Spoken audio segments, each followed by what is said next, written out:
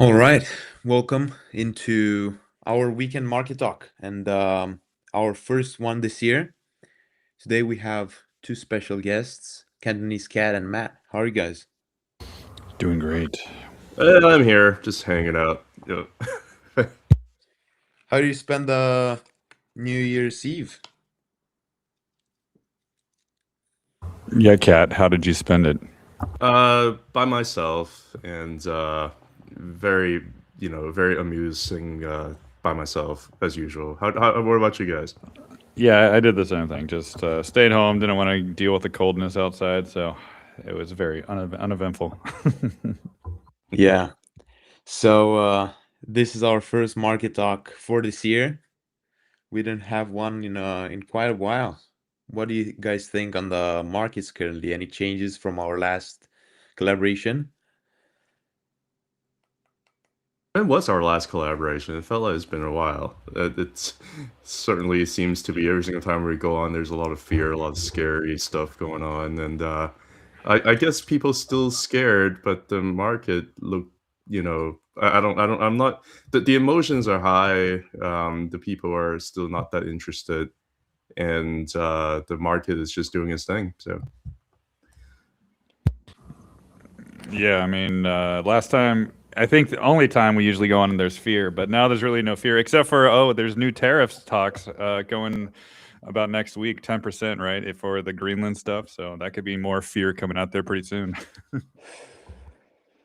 Yeah, I mean, over the last couple of weeks and months, we've been essentially in the same range, especially for risk assets and Bitcoin and the overall crypto market.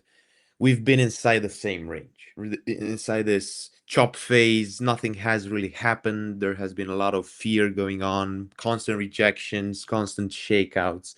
And I think that this period has really been marked by a lot of fear, right? The fear of unknown, what could follow next. And I think that's totally normal. But the main concern I have, and I'm sure that the people watching have the same concerns as ours, is why didn't risk assets move alongside the traditional assets and more traditional markets like the S&P 500 or like commodities such as gold or silver? What do you guys think on that?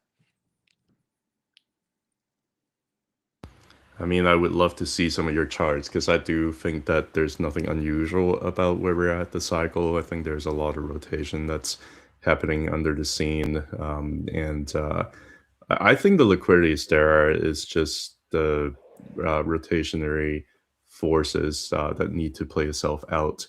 While they're doing this quietly, usually there is a lot of people that get disinterested and get scared and ask a lot of questions. I think it was designed for them to do that. So Yeah, and for me, I think there is liquidity coming in, and the IWM is proof of that. But it's just not rotating into crypto yet. But like Kat said, I think it is being accumulated quietly because levels are still holding for a lot of the altcoins, and especially Ethereum too. But we'll get to that later. Yeah, in my view, because there have been so many changes in the overall macroeconomic environment with the Fed stepping away from their quantitative tightening policies, with the geopolitical risks and issues going on, right, with Greenland, and nothing is really certain this time around. And with the tariffs talk, with um, the war being declared on Venezuela. So there have been a lot of talks going on and a lot of fears. And I think that's the main reason why liquidity hasn't flown directly into risk assets. Because in order to have rotation towards risk assets, in my view, we need to have a really high risk appetite in the overall markets. And because we've had so many changes and uncertainty going on, liquidity has first went into more traditional assets and assets that are considered safe havens, such as gold or silver. But now I think we're entering this phase where profits will start getting taken out of these traditional assets and start being rotated into risk assets. And this is exactly the same concept that happens in the crypto market, where we have an alt season right where the cycle top for Bitcoin is, like we've seen back in 2021 or like we've seen back in 2017, because that's where the most risk appetite is in the markets. And I think that will happen on a broader scale with the overall markets.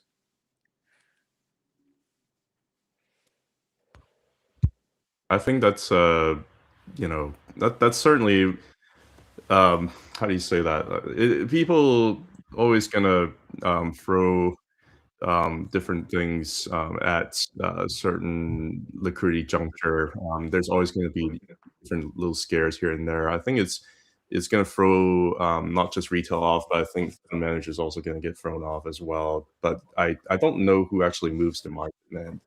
It just seems like the cycle still seem to be playing out more or less how it's supposed to be with IWM, just building a base for about 4 or 5 years, and, as IWM is making all-time highs, there's still all these different fear narratives going on, and also Bitcoin's not doing well, so it's pretty interesting in terms of how the market dynamics are going.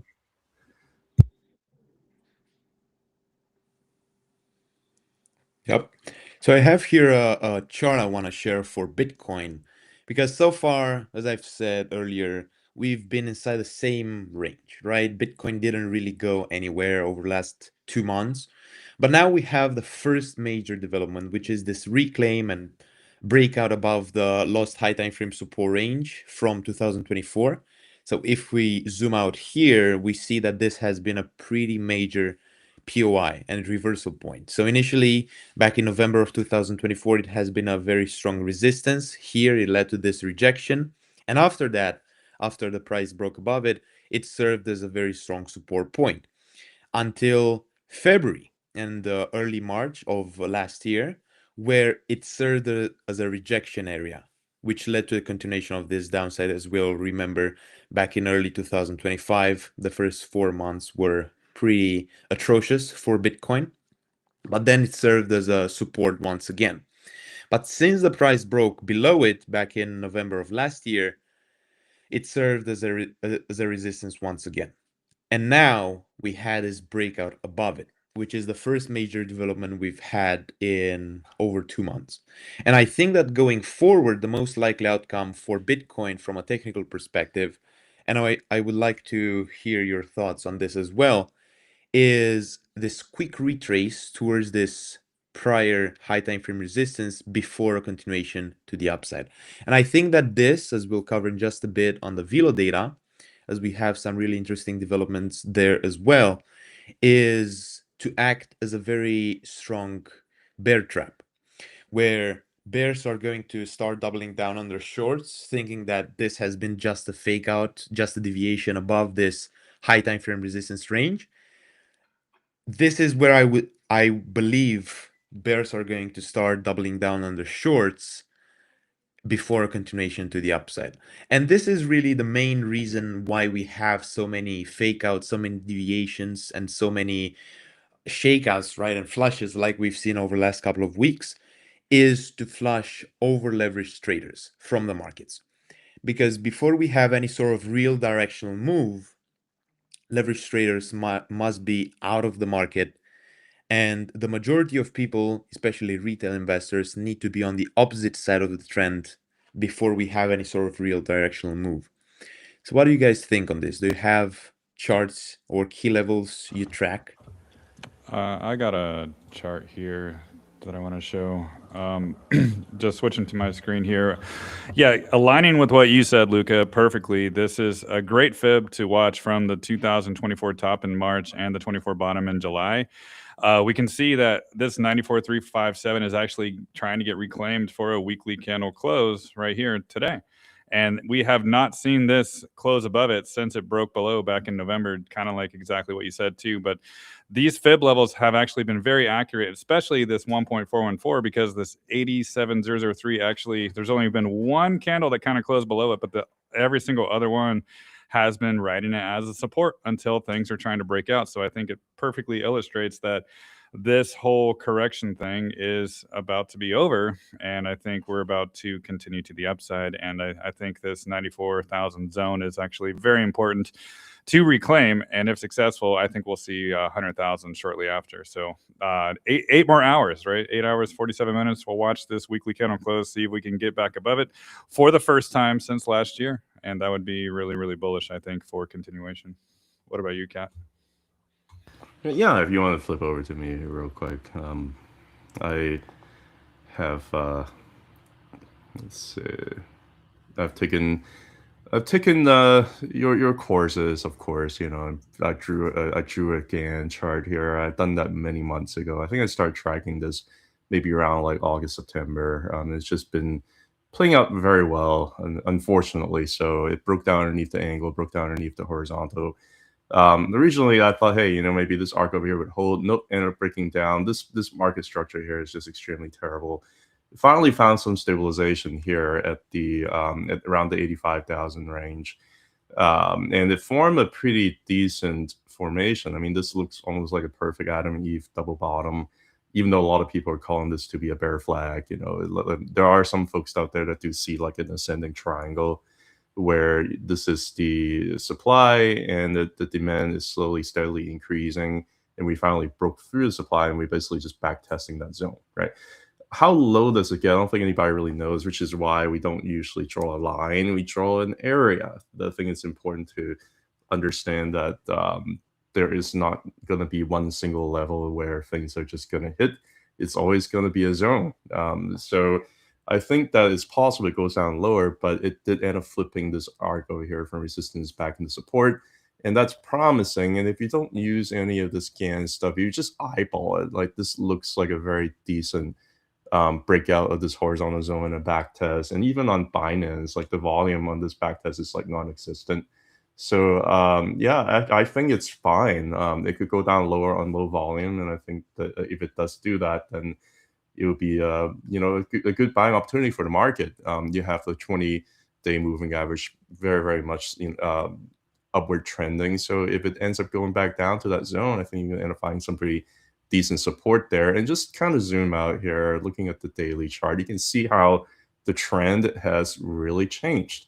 There's really nothing magical about, you know, just following the line. The 20-day moving average really has been flipped from resistance here into support, and it's been forming higher highs and higher lows since then. So there's really not much to add about. Now, could this be like a fake out and we end up breaking down and make another like lower? Maybe, but I just think that we have a lot of supports down below, and the sentiment is not really that great. Actually, I'd be interested in hearing Luca's perspectives in terms of, you know, like the leverage condition, open interest, and things like that later. But so far, the chart's looking fine. A lot of people are going to scream that this still looks like a bear flag. I don't know what you guys think about that. So, Luca, any thoughts on the bear flag? Well, I mean, it's a low time frame bear flag, so of course we could have a continuation to the downside in the worst scenario. In my view, we have a very strong correlation with the USDT dominance. So if you could flip over to me, I'll be glad to share my views there as well. Yeah, so here we have the USDT dominance. And the thing with the USDT dominance is that it has an inverse correlation with the crypto market. Now, throughout this bull market, we've had this high time frame resistance range, which has been the main POI we've had to track. So we all remember all the corrections and pullbacks we've had throughout this bull market, right? Back in December of 2023, when we had that ending of the consolidation phase we've seen for months. To that point, we all remember January of 2024. We all remember what happened in the summer of 2024 with all those crashes and yen carry trade pullbacks and fears going on. September of 2024, early last year, right in April of 2025. And what really struck me was the fact that this was the same high time frame resistance range that ended all of the pullbacks we've had on Bitcoin and the broader crypto market throughout this bull market. And this time we didn't have a rejection. We didn't see a very quick rejection and pullback like we've seen the last times this range got tested. Instead, we've had this distributive phase where the USDT dominance has kind of struggled for a couple of weeks to break above this range, and eventually it rejected once again. And now we're seeing a breakdown in the USDT dominance. And I think that this is much healthier for Bitcoin and the broader crypto market, that we've had an accumulation phase like this, which lasted a couple of months, and this distributive phase in the USDT dominance, because I think this is what leads to a larger rally in the broader crypto market. And this is the main chart that we should all be paying attention to, whether the USDT dominance returns and manages to reclaim the 1-day bull market support band or the 2-day bull market support band, as they're both important POIs to track, right? So this is the 1-day bull market support band. If we switch to the 2-day bull market support band here, we see that it has been a pretty strong reversal point throughout this bull market, right? Here it acted initially as a strong support point, and eventually the USDT dominance broke below it, and since then it acted as a strong resistance until August, when we had the top in Bitcoin and the broader crypto market as well. And since then it has been a support once again until now, when the USDT dominance broke below it once again. And it kind of seems that we had this rejection here, this bearish backtest. So unless the USDT dominance can manage to somehow break back above the 2-day bull market support band and then make its way to break above this high time frame resistance range as well, something like this, I think we have nothing to worry about on the high time frames.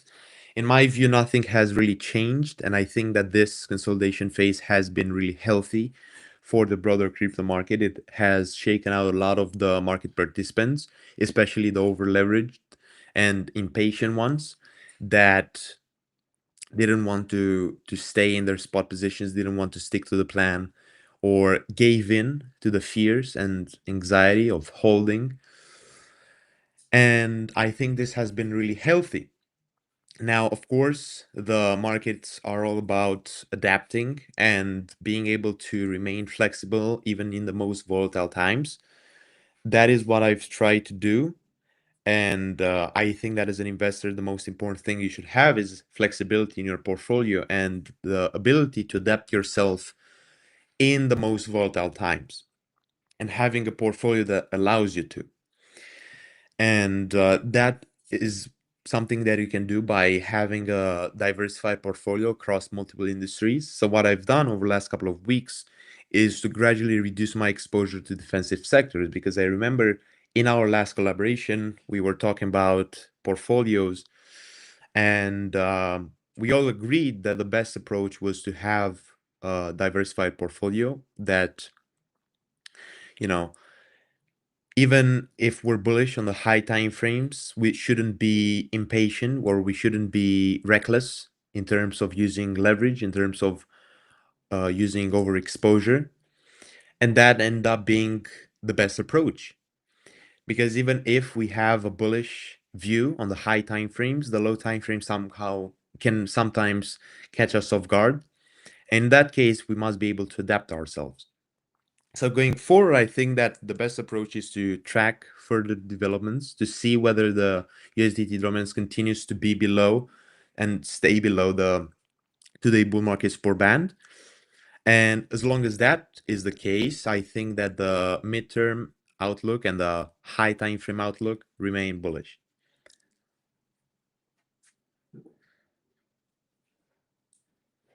Anything else to add to that, Matt? I mean, USDT dominance also continues to go up throughout the bull market too, because they keep minting new USDT and everything else as well to put into the market. So I think it's not necessarily a bad thing if it does break out. Yeah, I'm looking at the if you look at you flip over to my chart over here real quick. What I have here, the top part here is the USDC dominance plus USDT dominance.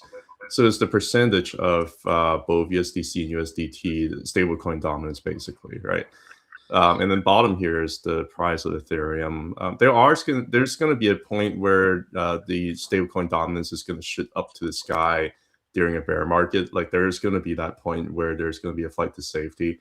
But at the beginning stages of the bull market, there's actually a possibility where maybe there's just rotation from Bitcoin to stablecoins to get ready for like altcoin season or something like that. There's actually a possibility where there are times where you can actually have increase in stablecoin dominance and a pretty parabolic phase of the bull market in terms of Ethereum doing really well too, especially during like the beginning stages over here. You can see how when we're trying to break out from this base over here, that's actually when US dominance, actually when USDC, USDT dominance is actually going up and stablecoin actually going up, maybe setting the stage for something, right? For something like Ethereum is having like boom, boom, boom, like 6 green candles going up when they finally deploy this dominance downwards. So I wouldn't necessarily get scared about increasing in USDC or USDT dominance in the short term, especially if we still think that we are just kind of forming a base here for Ethereum for it to potentially break out. But I think it's something important to watch because it does signal a shift to the market dynamics. So I just want to, make sure that, yes, we're watching it, but we also have to take into consideration of what it could potentially mean for the broader market as well. So.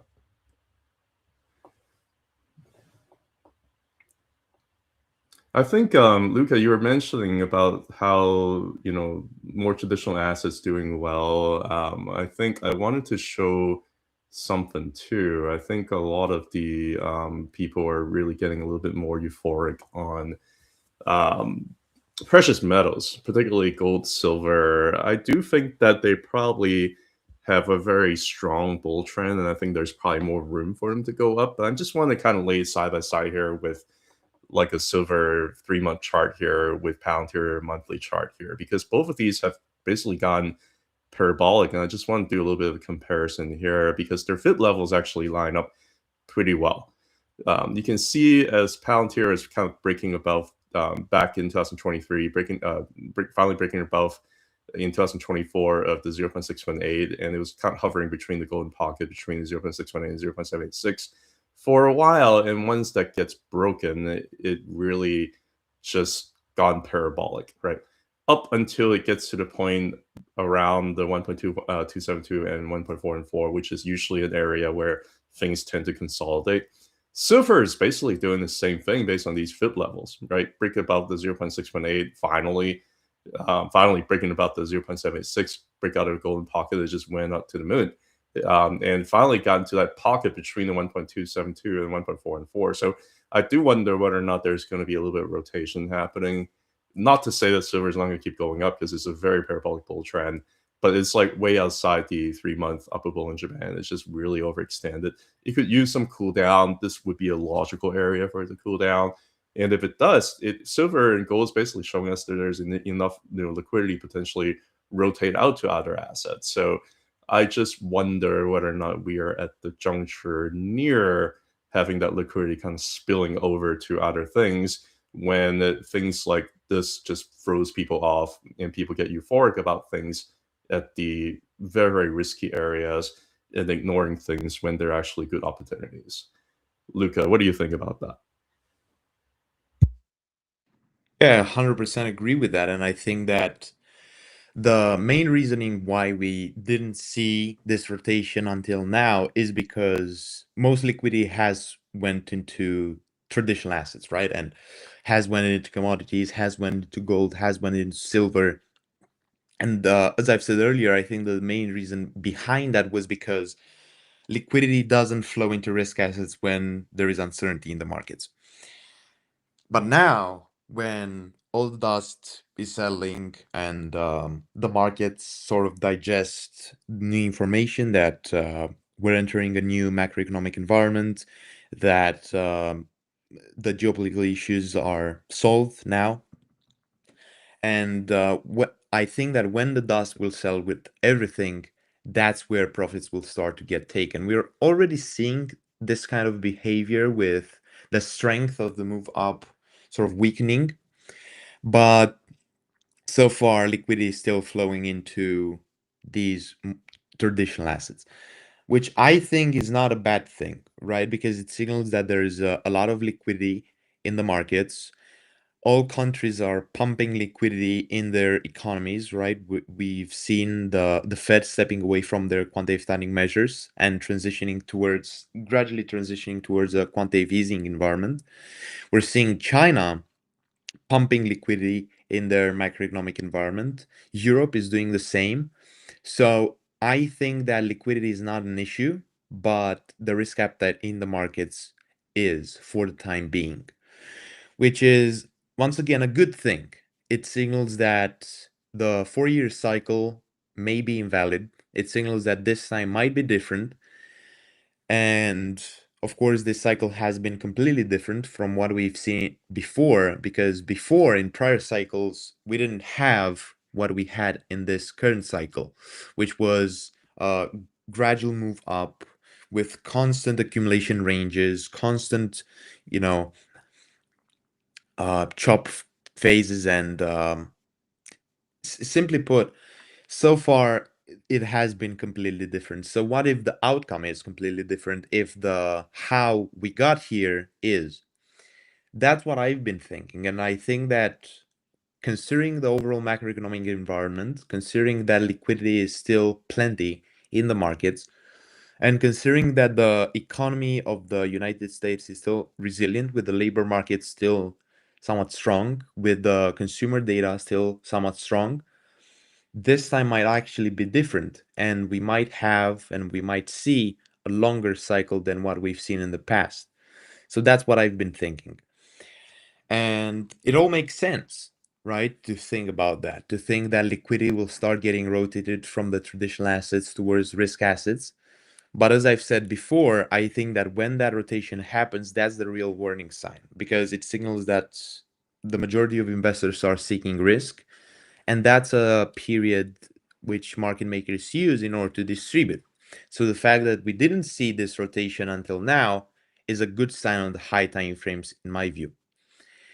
Now, something I want to share here for the IWM, which I would also like you guys to share your thoughts on, is the fact that we're seeing some signs of strength and some signs of being alive, right? Because so far we had this very obnoxious accumulation range from September of 2025 all the way up to November, right? When we had this breakout above the 1 day bull market support band. And now the price is going up, right? Now I think that since we're in price discovery, the best approach is to focus on the POIs we have, which is the 1 day and 2 day bull market support bands, as they're both important POIs to track. And this high time frame resistance range between the 1.404 and 1.618 Fibonacci extension levels, between $275 and $290, where I believe that rejection might occur, or we might have some sort of distribution. So that's where I would start being a bit more cautious on the midterm with my positions in small caps. But I think that as long as the price can manage to hold above the 1 day and 2 day bull market support bands, we really don't have anything to worry about for now for the IWM. What do you guys think on this chart right here? And you guys have any thoughts on small caps going forward? Yeah, Matt, I'm actually- gonna let you talk because when I talk, I'm just gonna keep talking. So go for it. Yeah, I'm very brief and quick to the point, but yeah, I think small caps are going up, and I actually have a perfect illustration of this with the leveraged version, which is TNA. I know it's one of Cat's favorites, and it broke out, right? This is a very important chart for me to observe because this arc right here, it broke out. And this is a 2 week candles, and you can see it was a massive resistance. and which kind of led to the bear market in 2021, 2022, and it basically collapsed, and it has not reclaimed it until last week. So this is telling me that things are really getting in favor of more risk on, and I think it also means that maybe crypto can follow suit as well, because this breakout is pretty important.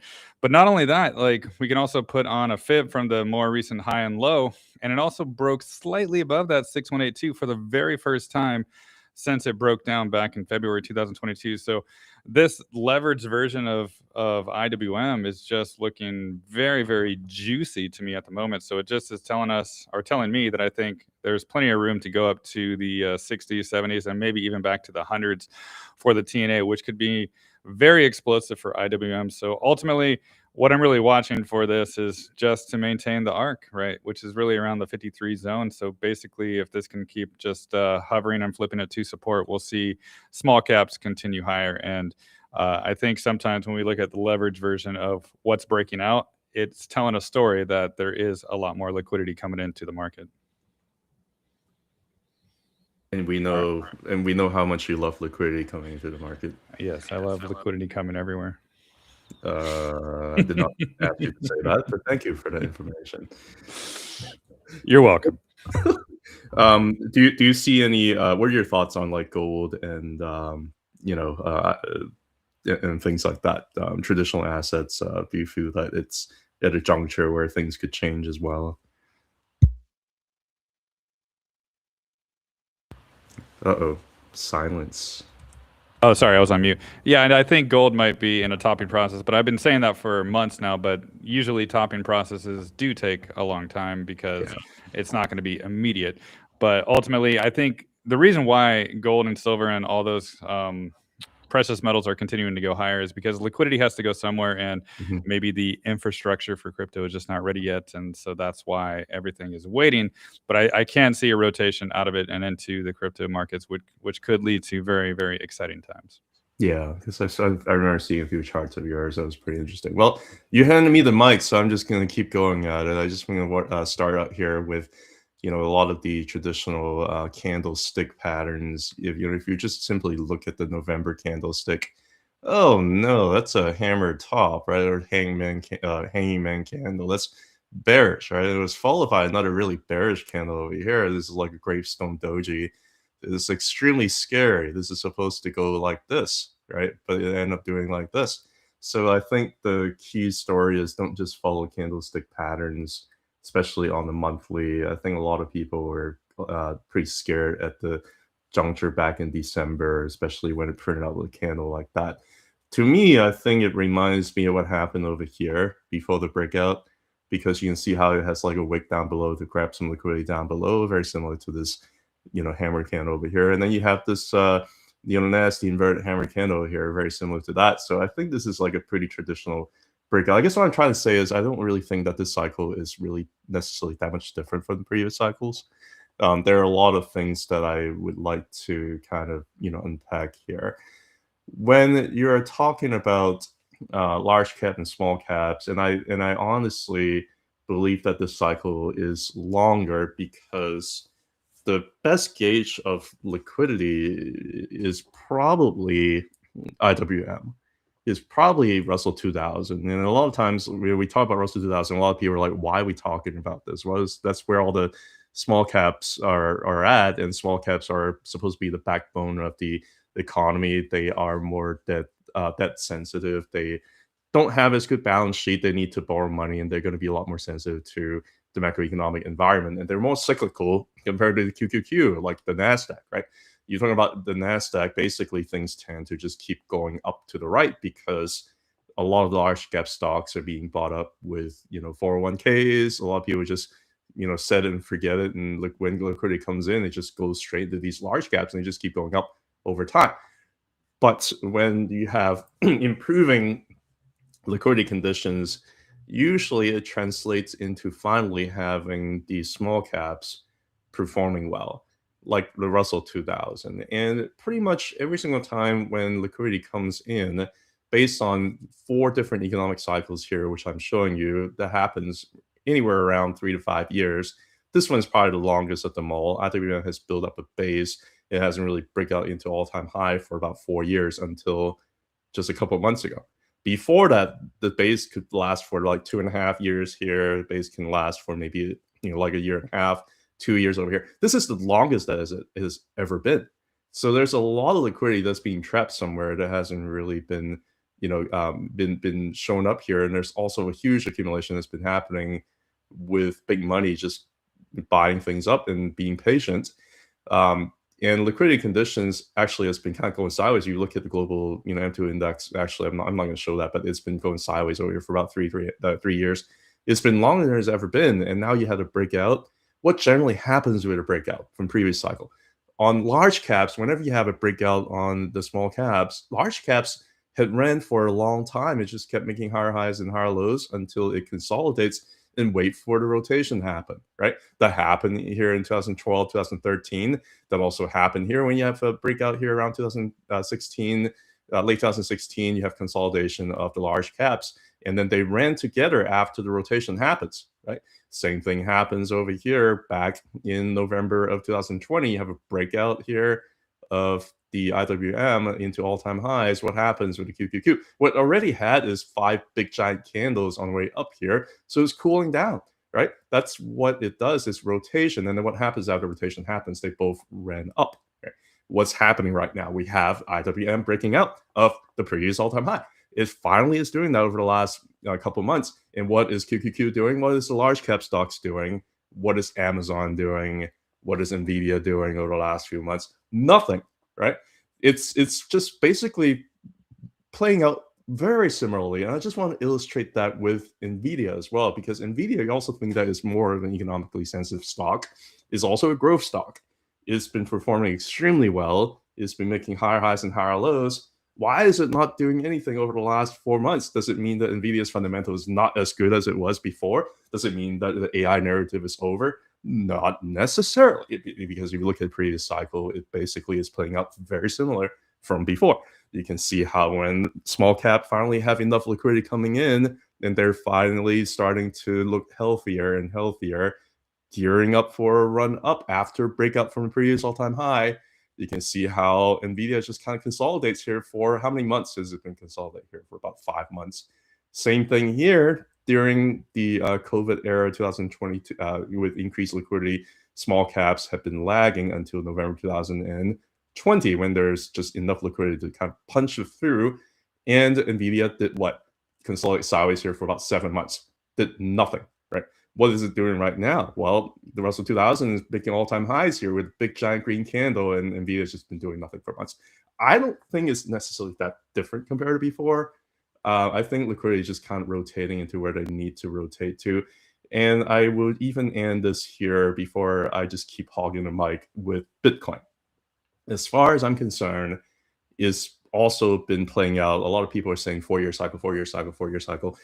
That might be true. I just never really believed that economic cycles have to run in every 4 years because of the calendar. Like, that doesn't really make sense for it. You can argue, well, the reason why that is because of Bitcoin halving. And I would argue with you that with institutions coming in, with the fact that there's not really that much more Bitcoin to be mined, is Bitcoin halving's effect on Bitcoin prices that big, or is it more in line with the overall economics and the overall liquidity conditions? I would argue that it's the latter. And I would argue that the IWM Russell 2000 has been showing that the economic cycle this time is just a lot longer. And that's why Bitcoin has to consolidate longer before its potential breakout. I am seeing more or less very similar pattern here based on liquidity, as signified by Russell 2000, in terms of the juncture where we're at right now with Bitcoin. And Bitcoin has been consolidating sideways over here for a couple of months while IWM has been breaking out. Same thing over here, consolidation while IWM is breaking out, consolidation here while IWM is breaking up. I don't really think that this cycle is any different, except that it's not fitting into the 4-year time frame. I'm going to give the mic back to you guys. Yeah, actually, I want to add one more thing to illustrate what you're saying too, with the SPY, QQQ, and IWM. So here we are, like using the same time frame from the 25 top and the April crash. Check it out. SPY right here, it's at resistance, right? QQQ, same period, it's at resistance. IWM, on the other hand, look at that. It broke out, right? It broke out of the 1.272. So this is even more confluence to what Kat is saying, how maybe they're going to consolidate for some time while IWM just keeps going higher, right? Maybe it's time for crypto to shine as well.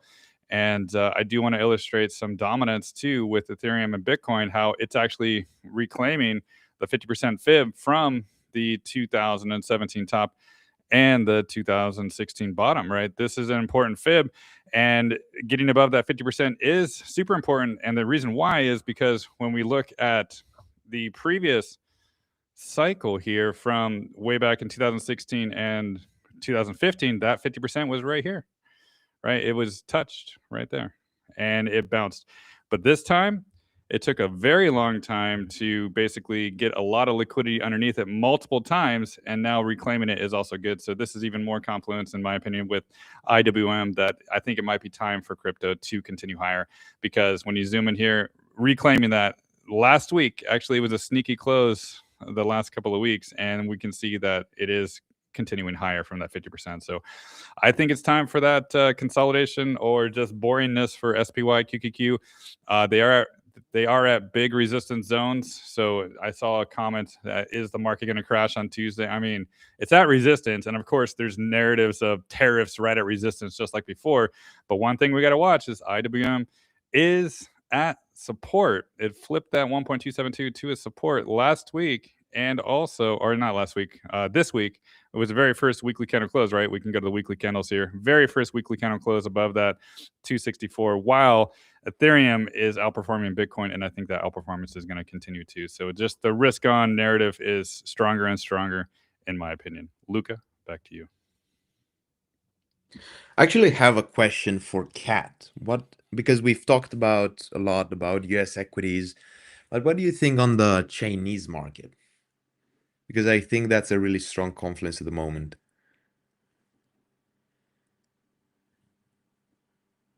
Oh, Kat, did you run away? Are you on mute, Kat? Kat, where'd you go? All right. So I'm gonna continue in this case with what I had to share about the on-chain data. So if you could flip the chart over to me. This is a post I've shared a couple of days ago regarding the Velo data, which I track quite often. And this is a very interesting development, right? This is while the price was going up. So while the price was going up, we had the open interest also going up, which is quite normal. But this is where it gets really interesting, because if we look at the funding rates, which measure the ratio between longs and shorts, funding rates actually went into negative territories. So that means this spike in the open interest was not from longs, but from shorts, and from bears doubling down on their shorts in order to avoid liquidations.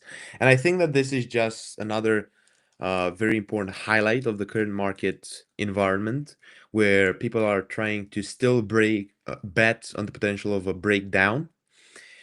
And the most likely outcome is that we're not going to have a breakdown. And as I've said before, as I've covered for Bitcoin, I think that the most likely outcome now is to have this quick retrace towards the prior high time frame resistance range before a more durable continuation to the upside.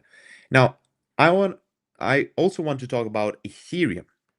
So Ethereum here has a very interesting market structure, because we have this very important high time frame resistance range, which has previously been a strong support point. As we see here, it acted as a bounce area as it aligns with the golden pocket between the 0.5 and 0.618 Fibonacci POIs.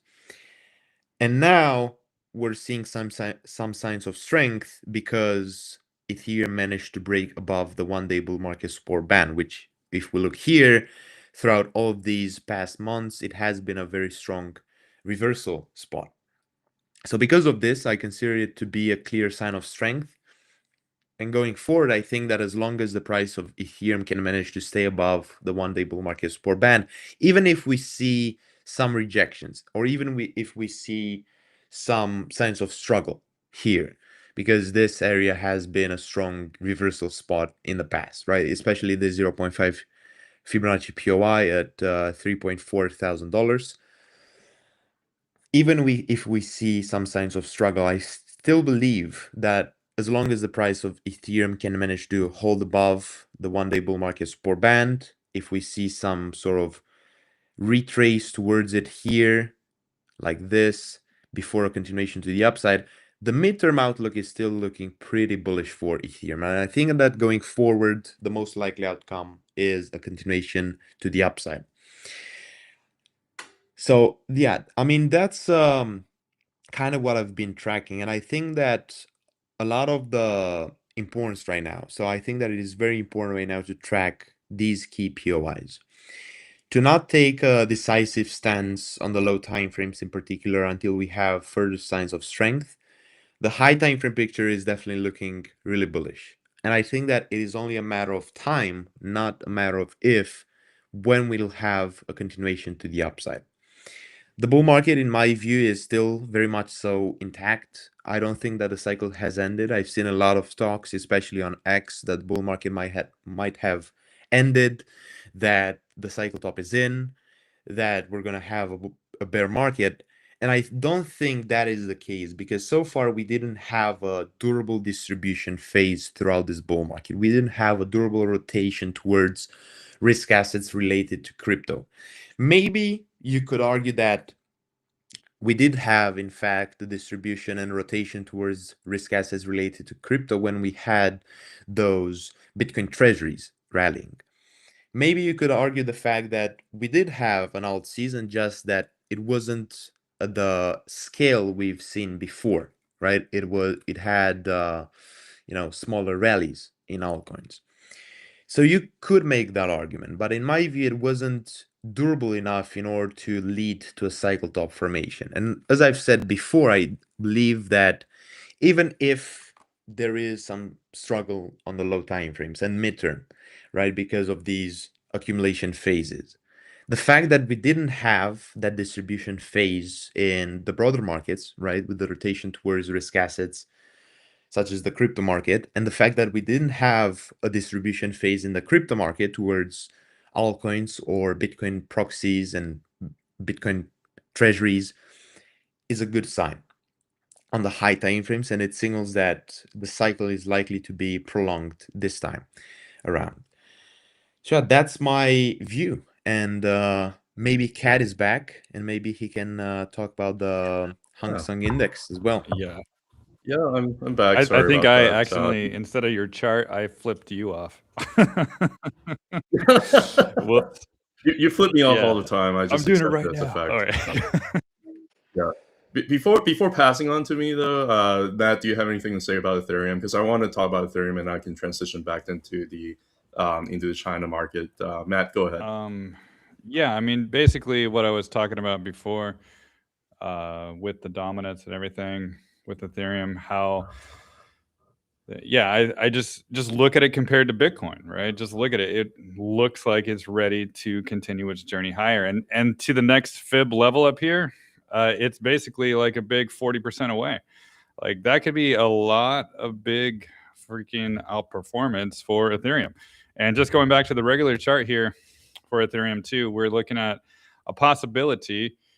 These are 2-week candles. When we get just flipped to a linear scale, we can actually see a better picture of what's really happening from this time period of the 2025 top and the bottom here, how it's just battling this $3,400 barrier. But we can also see how that $2,900 zone actually held quite well as a support. And in actuality, it was a previous resistance zone before the breakout. So all price did was just back test that previous resistance before the breakout. So I think all the signs are showing that I think Ethereum is going to continue higher. It's just at a $3,400 resistance zone right now. So once that breaks, I think we'll see a lot more fun, excitement. But a lot of people are still hesitant, but they're probably going to be hesitant all the way back up because people just don't realize that high time frame, this market structure is still very healthy. There was just a very big liquidity grab that happened last year. That's basically it. And that was kind of a necessary part to just kickstart things. And I think we're seeing that with a lot of altcoins now, right? Ethereum made one last lower low before higher, and so many altcoins are making one last lower low before higher as well. So I think we are going to see Bitcoin probably do well, but I think we're going to start to see Ethereum and a lot of other altcoins do better. All right. Yeah, if you want to pass over to me, I can also chime in a little bit about Ethereum here too. The thing is, I don't think that at this particular juncture is really that different from before, when right around the time when we start breaking. I'm going to show you a few things here. One is it always tends to scare everybody with these like Morningstar pattern where things just kind of go down a lot, and then it just reverses. Things go down a lot. This is like a down candle, and it just reverses, right? Like that's like a more or less a Morningstar candlestick. Same thing happened here during the short cycle here too. And then I think so far this cycle we really had two Morningstar, one over here, and then another one over here as well that may be building. We'll see how January goes. And so far I don't really think that there's anything too entirely different, because I also want to tie this whole higher time frame Ethereum chart here into the IWM discussion as well, just because it's seemed like it's been lying pretty well over the last two cycles as well. Whenever you have IWM breaking out, usually last two cycles, you can see how the IWM broke out here, and Ethereum actually went down there for about another couple of months before finally reversing and absorbing that liquidity with both IWM going up and Ethereum going up. So I do think that there's a little bit of rotation that's still happening. Same thing over here. Whenever you have IWM breaking out, Ethereum actually shows a little bit of relative weakness over here until it doesn't, right? And I think the same thing might be building up here as well. If you just look at the overall technicals of Ethereum, there's really not much to be too entirely scared about, actually. Just look at the couple of indicators here with the Ichimoku. It's very healthy to backtest the weekly clouds, very healthy to reclaim the blue line, the Tenkan here as support. If you're also just looking at the moving averages over here, you can see that it has finally reclaimed last week up to 50, which is blue here, 50-week SMA and 100-week SMA over here from resistance back into support. The 20-week moving average is still above it, still going to be resistance, still negatively sloping. I think it's probably need some time to kind of consolidate and kind of break through and turn it flat a little bit before breaking through, but so far it's been pretty healthy. So I actually don't really think that on higher time frame, Ethereum is looking terrible by any means. A lot of support down below. Lower time frame, hey, I don't really claim to know, or try to figure out exactly what's going to happen, because to me it really doesn't matter. If you also look at Ethereum dominance too, very similar thing happened last cycle as well. You can see how Ethereum dominance is kind of building a base over here. And you can see how the same base is happening with both small caps, Russell 2000, and Ethereum dominance. And the same base is also building up here and here, right? And I think we broke out of that base over here so far and forming a bull flag, kind of like we did over here before, for a bullish continuation of Ethereum outperformance. That usually goes together with confirmation with IWM breakout. So I actually feel pretty strong about Ethereum here moving forward. Now, finally, if you're asking me about what I think about the Chinese market, and I'm going to say I think I feel very, very good about the Chinese market. The reason why, just based on logic, they have a lot of deflation. They have to print money to get themselves out of deflation. At the same time, they also have a lot of innovation that's happening, both in terms of AI, in terms of robotics and things like that. We are at a juncture where I think we are going to end up having to face a lot of resistance. And I think that's why we're having a hard time breaking out so far, is because 0.786 is a big resistance zone. And if you also do, another fit level here, is I think 0.786 over here is going to be also another big resistance zone. But so far, it's been forming nothing but higher highs and higher lows after beautiful Adam and Eve double bottom and a back test of the Adam and Eve right at the 0.5. You went all the way down to 0.382 over here. These are extremely healthy back tests. Like this April candle, everybody's all scared about like tariffs and whatnot. That's like as healthy as it gets. Dip down to multiple fit levels down below, close above 0.5, above the Adam and Eve, we're ready, right? And then what are we doing? Well, we're facing another resistance zone. Right? I was just showing you the between fit levels and between the diagonal line over here. So we had to consolidate sideways over here for about 4 months, get everybody all bored and everybody all scared. I cannot be that bearish on the overall market if one of the key stocks of the Chinese market, Alibaba, is looking the way that it does. It's like I cannot. It's kind of like, you go to the beach, you see you try to find some potential mates, you try to find out who you might be attracted to, who it might be. If you're interested in having children, you want to see what I'm just basically, you want to see whether or not their body shape could potentially tell you whether or not they're potentially potent or not, right? So you look for big butts. I see a big butt here. I see Alibaba forming a very beautiful double bottom over here. And I see it keeps on just back testing it, back testing it, back testing it. This is bullish. Like, I think this is going to end up having a lot of children. The way I see it is this is a bull flag over here. If you put the volume over here too, it's just working out beautifully over and over again. Like, this is like a beautiful beach body. But bull flag over here on declining volume, bull flag over here on declining volume, is doing it again. There's no reason to think that it's not going to be, it's just a normal consolidation and go up. This is a very, very beautiful bullish chart, right?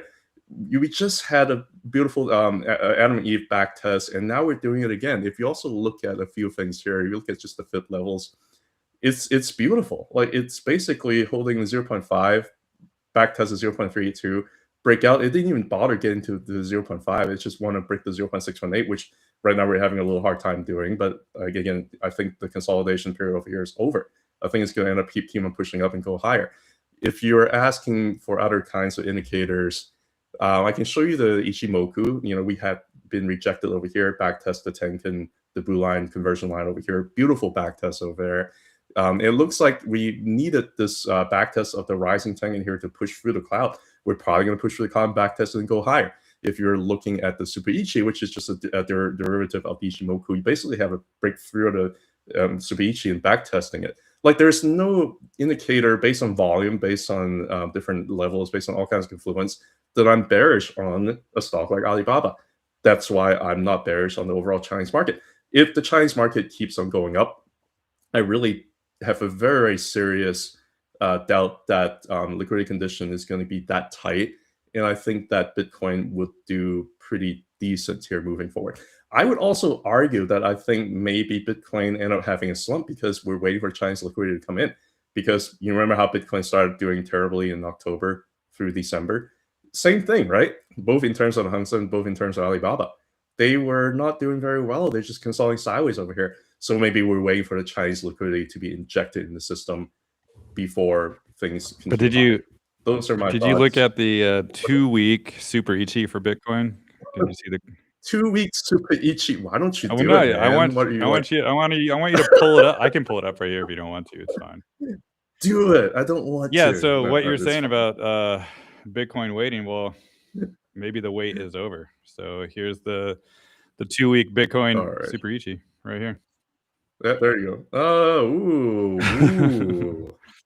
Wow, that's a beautiful beach body. Right It is a beautiful, wow. So I think it was waiting for more liquidity come in, or just waiting for Chinese stocks, or just waiting for something. But it had a massive breakout, but it took all this time to finally touch the 2-week super trend here, super trend cloud, and now it's going higher. And I think what we see a comment here, basically rejected at the fair value gap, and it looks bad. Well, this does not look like a bad Bitcoin chart to me. This looks like a very healthy Bitcoin chart that just took a long time to go touch the 2-week Super Ichi cloud.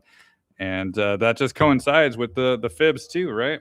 That 1.618 right there, 94,357. Like, this is looking like a really, really nice potential weekly candle close, or even a 2-week candle close as well. And that's another 7 hours away, 8 hours away. So things are looking good for Bitcoin, but I think things are looking even better for Ethereum. Did that satisfy your question about the Chinese market, Luca? Absolutely did. I'm sorry, I tend to go off rails and make these like unnecessary analogies, but I have to. Like, I cannot not do that. No, we get it. Hang Seng has a beautiful beach body.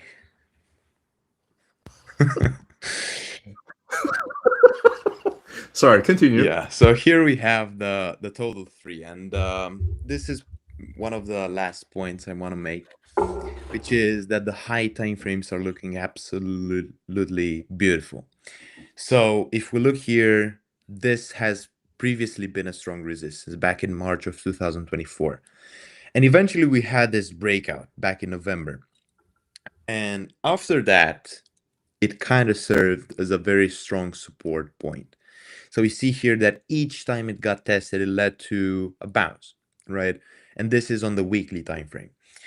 So this is a beautiful market structure. And over the last couple of months, over the last essentially 13 months, we've been inside this accumulation phase above a very important high time frame resistance range. So in my view, considering how well the market structure is looking, I think that going forward, the most likely outcome is, even if we have another pullback like this, right, on the low time frames, because nobody can really predict with 100% accuracy what will happen on the low time frames. It is all volatility, all short-term noise. But in my view, we should really be paying attention to the high time frame market structure for all the key markets like the Hang Seng, like the S&P 500, like Bitcoin or the total 3, total others, the IWM and so forth, to see the overall picture. And the second thing we should be paying attention to is the macroeconomic environment. And both so far, even with the short-term noise going on, even with the anxiety on the low time frames in the midterm we've had over the last couple of weeks, the high time frame market structure remains unchanged, and so does the macroeconomic environment. So even if we have another pullback like this for a period of a couple of weeks where a lot of uncertainty and anxiety will once again return to the markets, the most likely outcome, in my view, still remains a reversal to the upside. So that was kind of my ending line. If you guys have anything else to add to this. I have an others chart that on linear scale that I've been watching a lot, and I posted it a few times. Let's see here. Yeah, so this others chart that I've been watching for a while, it's just been in between these levels for some time. And it's another reason why I don't think the altcoins are dead, because if you just filter out the noise and just look at the orange level here and the blue level here, it's just been bouncing between the orange and the blue, right? That's basically it. But now it's actually riding this blue angle up as a potential support. And the next level up here is 400 billion for others. So this chart, there's a lot of bearishness at support, but there was a lot of bearishness back in April at support. There was a lot of bearishness in 2024 of August at support during the carry trade as well. And there's a lot of bearishness right now. So the theme is people are bearish at support, and this is not changing. Also, it's higher lows, right? It's higher lows, higher lows, higher lows, higher lows. It is not a bearish structure to continue crashing. It's something that's actually a multi-year stabilization, really. Since 2023, it's been trying to stabilize on this orange level, and it has been. So to me, it just says this is taken over a year for things to find stability in preparation to make us move higher. So I'm not scared about the altcoins. I mean, not all of them are going to survive, but if you choose like the large caps and the ones that are still holding trend very well, I think they'll be fine. So I'm not bearish at all. I think we can see some great things in the future. I just think that people lack the patience, they lack the vision, and they lack the conviction. Yeah, I think we might have had the bear market for alts already in 2025. Like it was an entire year of bear market. I admit it. So if the bear market has already gone on for a whole year, does it have to go on for another year because of the 4-year cycle? Yeah. And I see a comment like, why is Ethereum so far behind? Well, that's so it can catch up fast. That's the reason. Yeah, I mean that was just showing why Ethereum was so far behind, because we're waiting for overall liquidity to come in. IWM was the is I think it's still the catalyst. I think Ethereum is lagging behind that, usually by a couple months. Why hasn't IWM broken up into all-time highs? People have been asking that for about 4 or 5 years. It You has. know, Finally. yeah, and then nobody's really like paying much attention to it besides some chartists like Yeah. us. Like, why are we talking about? Well, there's a reason for it, is because that's where it's probably best to look at and try to figure out what's going to happen next, rather than waiting for things to happen and when price is a lot higher to confirm that. Yeah, Right. and just like I like things before they break out. I don't know about everybody else, but after it's broken out, I don't really care anymore. Yeah, so things that are being suppressed right now, I think that just gives you many years of accumulation, and if you take advantage of it, it can just compound so fast over time.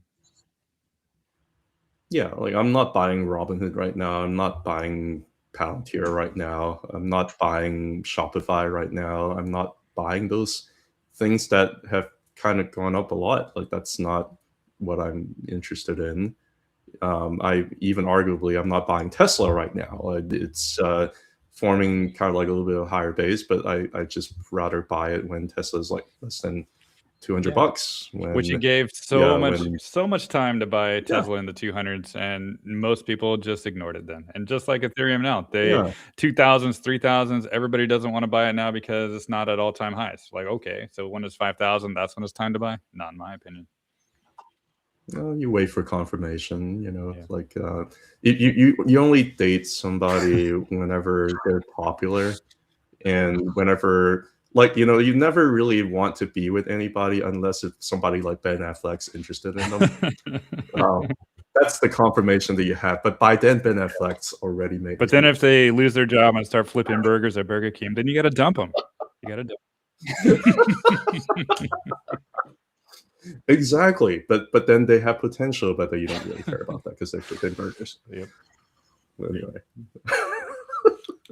Luca, any other thoughts? I'm done. I mean, this is great. Thank you so much for reaching out again, as always. Yeah, I mean, it was great. I kind of made all the points I wanted to, and I really appreciated your views, and I think that it was great to have you here. Yeah, it's been fun. Thank Let's you guys try to for coming. do it again soon. Yeah, I think we try to keep it balanced. You know, like anyway, like Man and I feel very similar about a lot of things, but I think it's always great to have you, Luca, coming in and kind of telling us what your updates are, what your thoughts are. Hope you're doing well. Yeah. Thank you guys for coming by. Yeah, Thank keep you, it guys. nice and short and sweet, guys. Take care. Have a good one. Have a nice weekend. Yep. Bye-bye. Yep. Bye.